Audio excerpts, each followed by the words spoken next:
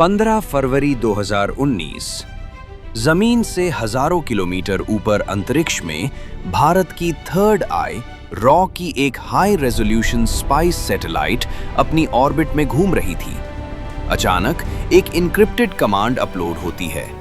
Satellite अपने पुराने path से हटती है और उसका फोकस पाकिस्तान के खैबर पख्तूनख्वा इलाके के एक सुनसान पहाड़ी इलाके पर लॉक हो जाता है।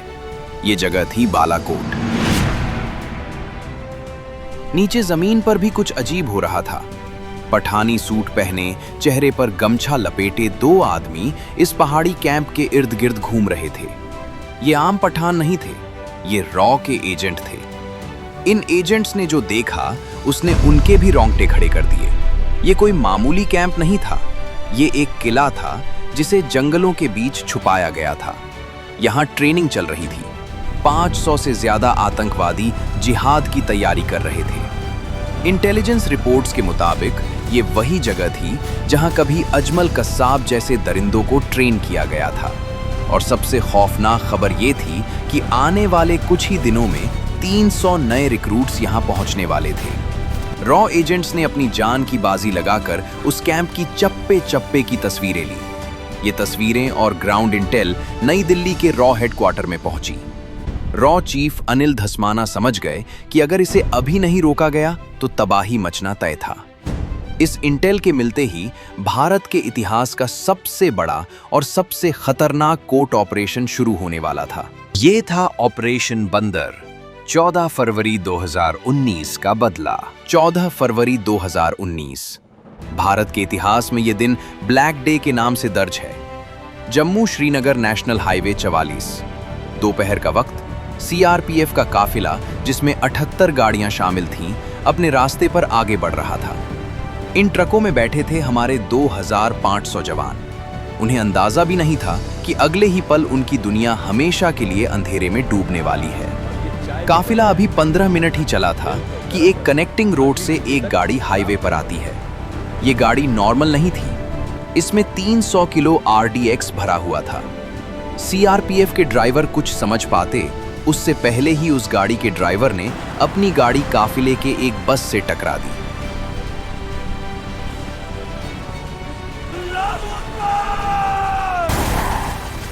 एक तेज धमाका हुआ, इतना तेज कि कई किलोमीटर दूर तक जमीन हिल गई। आग का एक गुब्बारा आसमान में उठा और देखते ही देखते हमारे 40 बहादुर जवान वीर गति को प्राप्त हो गए। इस कायराना हमले की जिम्मेदारी ली पाकिस्तान में बैठे आतंकी संगठन जैश-ए-मोहम्मद ने। उसका लीडर मसूद अजहर, जो बहावलपुर में बैठकर भारत की तबाही के सपने देख रहा था। उसने सोचा था कि भारत हमेशा की तरह कड़ी निंदा करेगा और चुप हो जाएगा, लेकिन वो भूल गया था कि ये 2019 का भारत है। वो भारत जो अब चुप नहीं बैठता, वो भारत जो घर में घुसकर मारता है। 19 फरवरी 2019 दिल्ली पुलवामा हमले को 4 दिन बीत चुके थे। रॉ चीफ अनिल धस्माना सीधा प्रधानमंत्री नरेंद्र मोदी के रेजिडेंस पर पहुंचते हैं। मीटिंग रूम में पीएम मोदी के अलावा national security advisor Ajit Doval, defence minister और तीनों सेनाओं के प्रमुख मौजूद थे। पीएम मोदी की आंखों में वो दर्द था जो हर हिंदुस्तानी महसूस कर रहा था। उन्होंने आर्मी, नेवी और एयरफोर्स के चीफ से साफ शब्दों में कहा, बहुत हो गया। हर बार हम सब्र करते हैं और वो इसे हमारी कमजोरी समझते हैं। तभी रॉ चीफ धस्माना ने प्रोजेक्टर पर बालाकोट कैंप की हाई रेजोल्यूशन सैटेलाइट इमेजेस दिखाईं और कहा, यह जैश का सबसे बड़ा ट्रेनिंग कैंप है। यहाँ मसूद अजहर का भाई और टॉप कमांडर्स मौजूद हैं। अगर हमने इसे हिट किया तो जैश को रिकवर होने में 10 साल लग जाएंगे। तभी अजीत डोभाल ने कहा, अगर आज हम चुप रहे तो वो हमारी खामोशी को कमजोरी समझेंगे। वो फिर आएंगे, फिर हमारा खून बहाएंगे। इस बार हमें दुश्मन के दिमाग में खौफ पैदा करना होगा। फिर पीएम खड़े हुए। उन्होंने एयरफोर्स चीफ बीएस धनवा की तरफ देखा और पूछा, चीफ, क्या आप तैयार हैं? एयर चीफ धनवा ने बिना एक पल गवाए कहा, सर, हम उनके लिए धरती पर ही नर्क बना देंगे।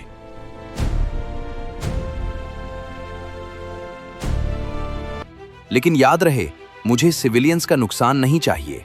सिर्फ आतंकी और उनके हैंडलर्स का सफाया होना चाहिए।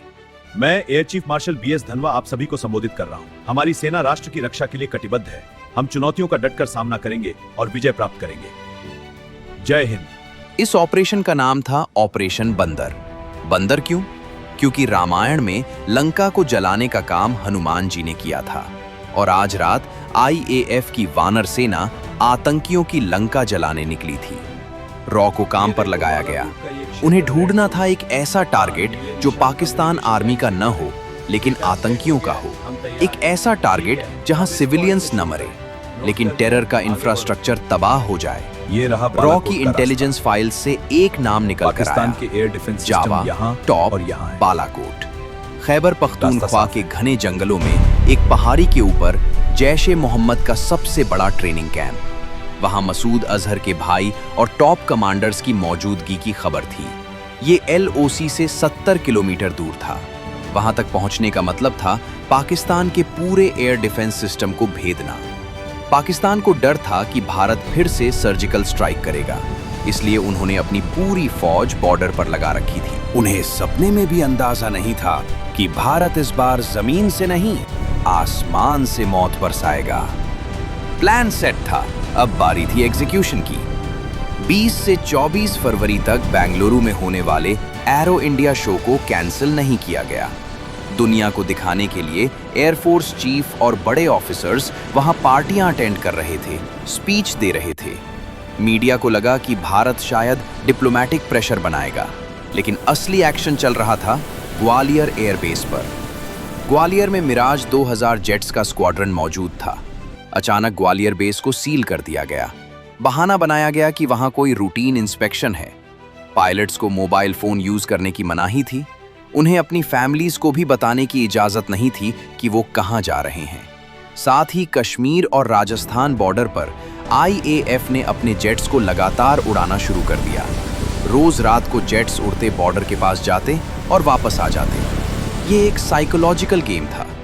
पाकिस्तान के रडार ऑपरेटर्स रोज ये देखते और सोचते कि शायद ये नॉर्मल पेट्रोलिंग है। धीरे धीरे उनकी सतर्कता कम होने लगी। वो इस पैटर्न के आदी हो गए। पायलट्स को क्रिस्टल मेज मिसाइल्स और स्पाइस 2000 बम्स के साथ ट्रेन किया गया। स्पाइस 2000 एक ऐसा बम जो बिल्डिंग की छत में छेद करता है, अंदर घुसता है और फिर फटता है ताकि बाहर का ढांचा खड़ा रहे लेकिन अंदर सब कुछ राख हो जाए। 26 फरवरी 2019 रात के 3 बज रहे थे। मौसम खराब था, बादल घने थे और बारिश हो रही थी। एयरफोर्स चीफ धनुआ दिल्ली के वॉर रूम में बैठे थे। उनके मन में एक ही डर था, क्या मौसम की वजह से मिशन कैंसिल करना पड़ेगा? लेकिन किस्मत भी बहादुरों का साथ देती है। बारिश रुक गई और कमांड मिलती है, टेक ऑफ। सबसे पहले आईएएफ ने कुछ जहाजों को बहावलपुर और लाहौर की तरफ भेजा। पाकिस्तानी रडार ऑपरेटर्स पैनिक में आ गए। उन्हें लगा इंडिया लाहौर पर अटैक करने वाला है। पाकिस्तान एयरफोर्स ने अपने जेट्स साउथ की तरफ भेज दिए। दुश्मन का ध्यान बढ़ते ही मिराज 2000 का मेन पैकेज चुपचाप नॉर्थ से हिमालयन वैलीज में नीचे उड़ते हुए बालाकोट की तरफ बढ़ा। ये टेरेन मास्किंग टेक्निक थी, पहाड़ों की आड़ में उड़ना ताकि रडार पकड़ ना सके। जैसे ही वो एलओसी के करीब पहुंचे, मिराजस ने एल्टीट्यूड गेन किया, टारगेट लॉक किया और 5 स्पाइस 2000 बम्स रिलीज कर दिए। स्पाइस 2000 बम्स सीधे जैश के कैंप पर गिरे। एक के बाद एक 5 धमाके हुए। जो आतंकी अपने बिस्तरों में सो रहे थे, जो सपने देख रहे थे भारत को बर्बाद करने के, वो नींद में ही मौत की गोद में चले गए।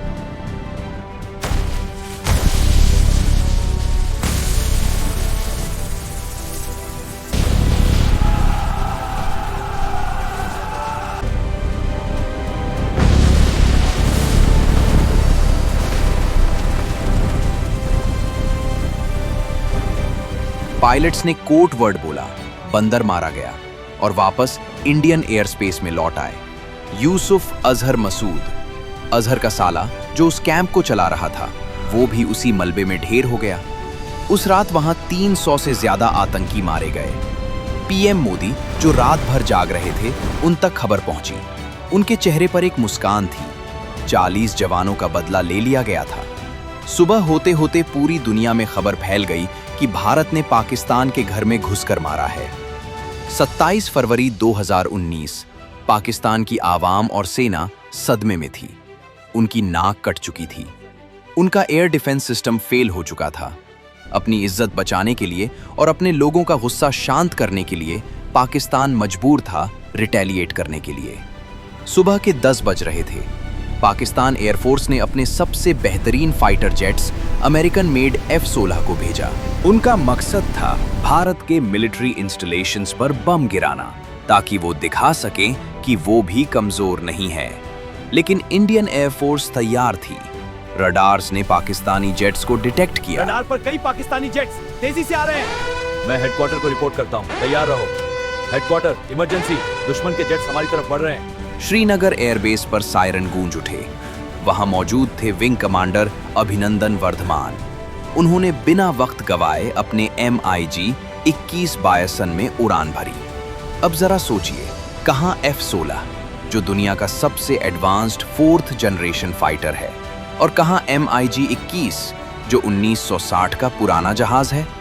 ये मुकाबला बराबरी का नहीं था।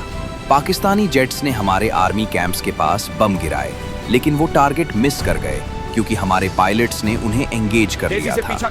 अभिनंदन ने देखा कि एक पाकिस्तानी F-16 वापस भाग रहा है। उन्होंने उसका पीछा किया। अभिनंदन ने R-73 मिसाइल फायर की। मिसाइल सीधे जाकर F-16 को लगी और F-16 नीचे गिरने लगा। इतिहास में पहली बार किसी MiG 21 ने F-16 को मार गिराया था। ये एक चमत्कार से कम नहीं था। विंग कमांडर अभिनंदन ने देखा कि एक पाकिस्तानी जेट वापस भाग रहा है, लेकिन अभिनंदन उस जेट के पीछे LOC क्रॉस कर गए। वो अब दुश्मन के इलाके में थे। वहां से एक पाकिस्तानी मिसाइल आई और अभिनंदन के जेट को हिट कर गई। अभिनंदन तुरंत इजेक्ट करते हैं। वो पैराशूट से नीचे उतरते हैं। जैसे ही अभिनंदन जमीन पर गिरे, उन्हें एहसास हो गया कि वो पाकिस्तान में है। गांव के लोग उनकी तरफ दौड़े, हाथ में पत्थर और डंडे लेकर। अभिनंदन घबराए नहीं। उन्होंने भागने की कोशिश नहीं की, ना ही गिड़गिड़ाए। उन्होंने अपनी पिस्तल निकाली, हवा में फायर किया ताकि भीड़ दूर रहे, और अपने पास मौजूद सीक्रेट डॉक्यूमेंट्स को चबाना शुरू कर दिया ताकि दुश्मन के हाथ कोई सेंसिटिव जानकारी न लगे। कुछ ही देर में पाकिस्तानी आर्मी वहां पहुंच गई और उन्हें कैप्चर कर लिया। पाकिस्तानी आर्मी के ऑफिसर्स ने अभिनंदन से सवाल पूछे। तुम कौन हो? तुम्हारी यूनिट क्या है? I am not supposed to tell you that. बकवास बंद करो। तुम्हें पता है तुम कहां हो? जवाब दो, बोलो। वहीं नई दिल्ली में PM मोदी ने हाई लेवल मीटिंग बुलाई। उनका संदेश साफ था, हमें हमारा पायलट वापस चाहिए, बिना किसी शर्त के। और तुरंत रॉ चीफ और NSA डोवाल ने अपनी चैनल्स एक्टिवेट की। उस रात भारत ने अपनी 9 मिसाइल्स को पाकिस्तान की तरफ एम कर दिया था। पृथ्वी और Agni missiles ready to fire mode में थी। इंडियन इंटेलिजेंस ने ISI चीफ को एक क्लियर मैसेज भेजा। अगर विंग कमांडर अभिनंदन को एक खरोच भी आई तो पाकिस्तान का नक्शा बदल देंगे। पाकिस्तान के पार्लियामेंट में वहां के फॉरेन मिनिस्टर शाह महमूद कुरैशी के पांव कांप रहे थे। कुरैशी ने पार्लियामेंट में कहा, खुदा का वास्ता है, अभिनंदन को वापस भेज दो, वरना रात 9 बजे इंडिया अटैक कर देगा। 27 फरवरी की रात को US secretary of state Mike Pompeo को Indian foreign minister Sushma Swaraj का एक अर्जेंट कॉल आया। उन्होंने पॉम्पियो से कहा, हमारे पास पक्की खबर है, पाकिस्तान अपनी न्यूक्लियर मिसाइल्स प्रिपेयर कर रहा है हमारे ऊपर हमला करने के लिए, और अगर उन्होंने ऐसा सोचा भी तो हम चुप नहीं बैठेंगे। अमेरिका, सऊदी अरब, UAE सब ने पाकिस्तान पर प्रेशर डाला कि सिचुएशन को ठंडा करो और पायलट को वापस करो। इंडिया ने अपने नेवी शिप्स को कराची की तरफ मूव करना शुरू कर दिया था। मोदी सरकार ने क्लियर कर दिया था, नो नेगोशिएशन, पायलट वापस चाहिए बिना शर्त के। प्रेशर काम कर गया। 28 फरवरी को पाकिस्तान के PM इमरान खान ने पार्लियामेंट में खड़े होकर अनाउंस किया कि वो पीस जेस्चर के तौर पर अभिनंदन को रिहा कर रहे हैं। सच्चाई ये थी कि ये पीस जेस्चर नहीं, बल्कि डर था भारत की ताकत का। 1 मार्च 2019 वाघा बॉर्डर हजारों लोग तिरंगा लिए खड़े थे। शाम का वक्त था जब विंग कमांडर अभिनंदन ने वो गेट क्रॉस किया। उनकी मूंछों का स्टाइल एक नेशनल सिंबल बन गया था। हमने दुश्मन के घर में घुसकर मारा भी और अपने बंदे को सुरक्षित वापस भी ले आए। अभिनंदन, तुम वापस आ गए। हाँ, मैं घर आ गया। पापा, हम मिस कर रहे थे। मैं भी तुम सबको बहुत मिस किया।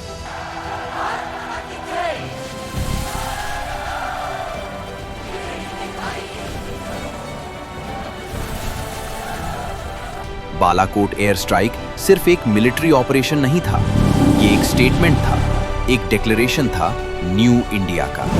दोस्तों, अगर आपको वीडियो पसंद आई हो तो एक लाइक जरूर करें, और अगर आप ऐसी ही और इंटरेस्टिंग वीडियो देखना चाहते हैं तो चैनल को सब्सक्राइब करना बिल्कुल ना भूलें। मिलते हैं अगले वीडियो में, तब तक के लिए जय हिंद,